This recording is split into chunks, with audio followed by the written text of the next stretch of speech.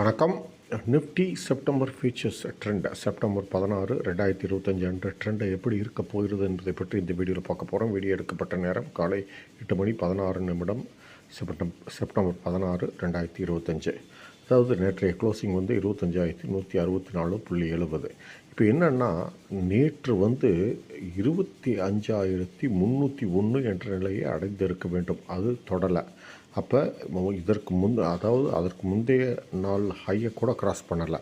இது ஒரு பெரிய ஏமாற்றம். இப்போ சரி, என்ன ட்ரெண்டு அப்படின்னு பார்த்தீங்கன்னா, டூ-வே ட்ரெண்டு. அதாவது 25,261 மேலே 221 மேலே போனால் கீழே வந்தால் 25,108. அதே சமயம் 25,108 உடைத்தால் டவுன் ட்ரெண்ட் ஸ்டார்ட் ஆகிரும். 25,221 கிராஸ் ஆகிதான் அப் ட்ரெண்ட் ஸ்டார்ட் ஆகிரும். அதை நீங்கள் புரிஞ்சுக்கணும். இப்போ கிஃப்ட் நிஃப்டி என்ன நிலையில் வர்த்தகம் ஆகுது பார்த்திங்கன்னா, 25,153 என்ற நிலையில் வர்த்தகமாகிக் கொண்டிருக்கிறது. அதாவது slightly lower opening, gap down opening இப்போ எதிர்பார்க்கப்படுகிறது.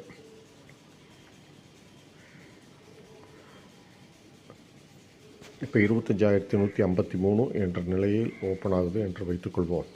இதற்கும் கீழே வர்த்தகமானால் டவுன் ட்ரெண்டு, டவுன் டார்கெட் 25,108. இது டிமாண்ட் ஜோனு. இதை தொட்டவுடன் மேலே ஏற வாய்ப்பு. இதற்கு மேலே வர்த்தகமானால் அப் ட்ரெண்டு, அப் டார்கெட் 25,221. இது சப்ளை ஜோனு. இதை தொட்டவுடன் கீழே இறங்க வாய்ப்பு. சரி, இப்போ இது சப்ளை ஜோனை சொல்லிவிட்டு டிமாண்ட் ஜோனை சொல்லிவிட்டு, டிமாண்ட் ஜோனை உடைத்தால் என்ன ஆகுதுன்னா டவுன் ட்ரெண்ட் ஸ்டார்ட் ஆகிரும்.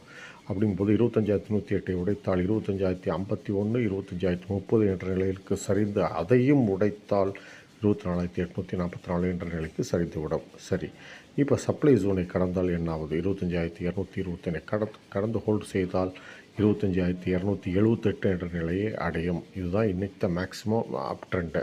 அதே சமயம் 25,301 என்ற, அதாவது இந்த வார அளவில் பார்த்திங்கன்னா 25,301 அல்லது 25,380 என்ற அளவுகளை தொட வேண்டும். இதுதான் எதிர்பார்ப்பு. இது நடக்குதா என்று பார்ப்போம். வர்த்தகம் வெற்றி பெற வாழ்த்துக்கள். நன்றி, வணக்கம். இன்னும் அடுத்த வீடியோவில் சந்திப்போம்.